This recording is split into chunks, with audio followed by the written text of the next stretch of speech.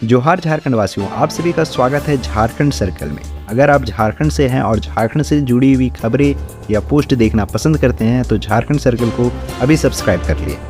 झारखंड दौरा खत्म कर दिल्ली लौटी महामहिम, राष्ट्रपति द्रौपदी मुर्मू ने कहा झारखंड आना घर आने जैसे। राष्ट्रपति द्रौपदी मुर्मू की 3 दिवसीय झारखंड यात्रा शुक्रवार को खत्म हो गई। दिल्ली रवाना होने से पहले राष्ट्रपति ने राजभवन में कुछ लोगों से मुलाकात की। इस दौरान उन्होंने कहा कि उनके लिए झारखंड आना घर आने जैसा है। यह उनका सौभाग्य है कि उन्हें यहाँ की पवित्र मिट्टी की सेवा करने का अवसर मिला। राजभवन में लोगों से मुलाकात के बाद राष्ट्रपति द्रौपदी मुर्मू बिरसा मुंडा हवाई अड्डा पहुंची। वहां राज्यपाल सीपी राधाकृष्णन, मुख्यमंत्री हेमंत सोरेन और अन्य गणमान्य लोगों ने राष्ट्रपति को विदाई दी। मुख्यमंत्री ने राष्ट्रपति को भगवान बिरसा मुंडा की तस्वीर भेंट की। राष्ट्रपति ने हवाई अड्डे पर मौजूद सभी लोगों का अभिवादन किया। इसके बाद वह भारतीय वायुसेना के विशेष विमान पर सवार हुई। विमान के अंदर प्रवेश करने से पहले उन्होंने हाथ जोड़कर सभी का अभिवादन किया और हाथ हिलाकर जोहार कहा। पलामू में सामूहिक दुष्कर्म के बाद युवती को फ्लाईओवर से फेंका। पलामू के छतरपुर थाना क्षेत्र के एक गांव की युवती से 5 लोगों ने सामूहिक दुष्कर्म किया। घायल अवस्था में टेम्पो से आरोपियों ने कवल गांव के पास फोरलाइन सड़क निर्माण कार्य में फ्लाईओवर से युवती को फेंका, लेकिन युवती जमीन पर नहीं गिरी। राहगीरों ने घायल अवस्था में युवती को छतरपुर अनुमंडलीय अस्पताल पहुंचाया। उसकी गंभीर स्थिति को देखते हुए डॉक्टरों ने मेदिनीनगर MMCH रेफर कर दिया। लातेहार में नक्सलियों का उत्पात, एक पॉकलेन और 4 ट्रैक्टर को जलाया। लातेहार जिले के महुआ डांड थाना क्षेत्र में गुरुवार देर रात लगभग 10 बजे 12-14 की संख्या में हथियारों से लैस माओवादी एक पुल निर्माण साइट पर पहुंचे।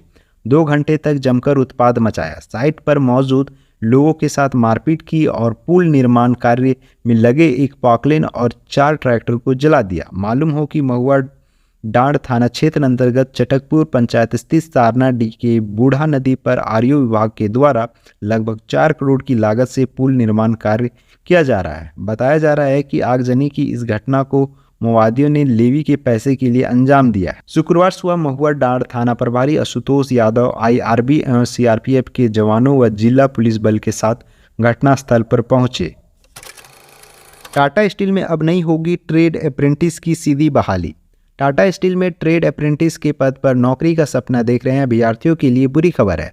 दरअसल कंपनी की तरफ से कहा गया है कि अब उनकी टाटा स्टील में सीधी बहाली नहीं हो सकेगी। जब कभी भी ट्रेड अप्रेंटिस के पद के लिए वैकेंसी निकलेगी, सभी की नियुक्ति टाटा स्टील की अनुषंगी कंपनियों में भी होगी।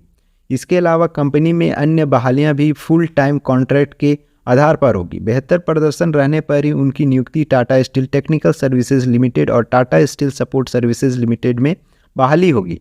क्या है वजह? टाटा स्टील मैनेजमेंट की तरफ से इस संबंध में जो जानकारी सामने निकल कर आई है, उसके मुताबिक अब तक ट्रेड अप्रेंटिस की NS 4 ग्रेड में होती है, यानी कि उनकी बहाली के समय ही उनकी CTC 40,000 रुपये होती है।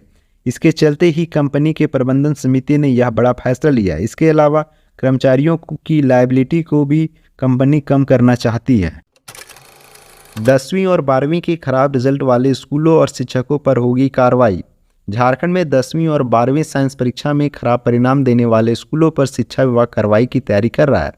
खराब परिणाम से चिंतित स्कूली शिक्षा और साक्षरता विभाग के सचिव के रवि कुमार ने माध्यमिक शिक्षा निदेशक सुनील कुमार को इस संदर्भ में रिपोर्ट तैयार करने का आदेश दिया है। माध्यमिक शिक्षा निदेशक ने झारखंड एकेडमिक काउंसिल से जिलावार खराब प्रदर्शन करने वाले स्कूलों की रिपोर्ट तलब की है। इन स्कूलों के प्रधानाध्यापकों के साथ साथ उन विषयों जिसमें छात्र छात्रा पास नहीं कर सके हैं उसके शिक्षकों पर कार्रवाई की जा सकती है, जिसके लिए खराब रिजल्ट वाले स्कूलों के प्रधानाध्यापकों की रांची में 17-18 जून को बैठक बुलाई गई है। इसमें प्रधानाचार्य को स्पष्टीकरण देना होगा कि उसके स्कूलों का रिजल्ट खराब क्यों हुआ। उत्कृष्ट विद्यालय अब CM स्कूल ऑफ एक्सीलेंस के नाम से जाने जाएंगे। राज्य के 80 उत्कृष्ट विद्यालय अब CM स्कूल ऑफ एक्सीलेंस के नाम से जाने जाएंगे। स्कूली शिक्षा एवं साक्षरता विभाग ने इस संबंध में आदेश जारी किया। इन स्कूलों में एडमिशन के लिए अब तक 40,000 से अधिक बच्चों ने आवेदन भरा है। शिक्षा सचिव के रवि कुमार ने बताया कि आदर्श विद्यालय योजना से विभिन्न जिलों में विकसित किए गए सभी उत्कृष्ट विद्यालय अलग अलग नामों से जाने जाते हैं।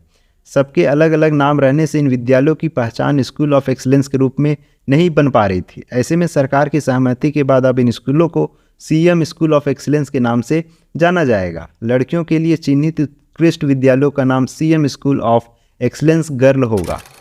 झारखंड में मौसम ने बदला मिजाज, वज्रपात और आंधी ने ली 7 लोगों की जान। झारखंड के कई हिस्सों में गुरुवार की देर शाम हुई बारिश और वज्रपात ने तबाही मचाई। शुक्रवार को भी कई हिस्सों में तेज आंधी के साथ बारिश हुई। मौसम भले ही थोड़ा ठंडा हुआ, लेकिन वज्रपात और आंधी ने झारखंड के कई इलाकों में लोगों की जान ले ली। हजारीबाग, पलामू, सिमडेगा, गढ़वा, चतरा और खूंटी में वज्रपात से 7 लोगों की मौत होने की खबर है। कई इलाकों में तेज आंधी, पानी की वजह से पेड़ गिरे, कहीं बिजली गायब है तो कई इलाकों में रास्ते बंद हैं। मानसून से पहले ही मौसम ने यह संकेत दे दिए हैं कि इस बार मानसून जब दस्तक दे तो ज़्यादा सतर्क रहने की ज़रूरत है। मौसम विभाग के अनुसार अभी 27 तक मौसम का मिजाज ऐसा ही रहने की संभावना है। 27 मई के बाद मौसम फिर बदलेगा और एक बार फिर पारा चढ़ सकता है, जिससे गर्मी फिर सताएगी। पीएलएफआई सुप्रीमो दिनेश गुप्ता से एटीएस करेगी पूछताछ। टेरर फंडिंग मामले में पीएलएफआई सुप्रीमो दिनेश गुप्ता की गिरफ्तारी के बाद उसकी मुश्किलें और बढ़ने वाली है। एनआईए ने टेरर फंडिंग के आरोप में दिनेश गुप्ता के खिलाफ दर्ज केस को 19 जनवरी 2018 को टेक ओवर किया था। फरार दिनेश गुप्ता को एनआईए 5 साल 4 महीने के बाद पकड़ने में सफल रही। वहीं अब एटीएस भी दिनेश गुप्ता के खिलाफ प्राथमिकी दर्ज की है। एटीएस भी दिनेश गुप्ता को अपने कब्जे में लेकर पूछताछ करने की तैयारी में है। झारखंड राज्य से आज की प्रमुख खबरें यहीं तक। इस वीडियो के बारे में कोई सजेशन या राय है तो हमें कमेंट के माध्यम से अवगत कराएं। बाकी बात आप अपना और अपने परिवार का ख्याल रखें। जोहार, जय हिंद, जय झारखंड।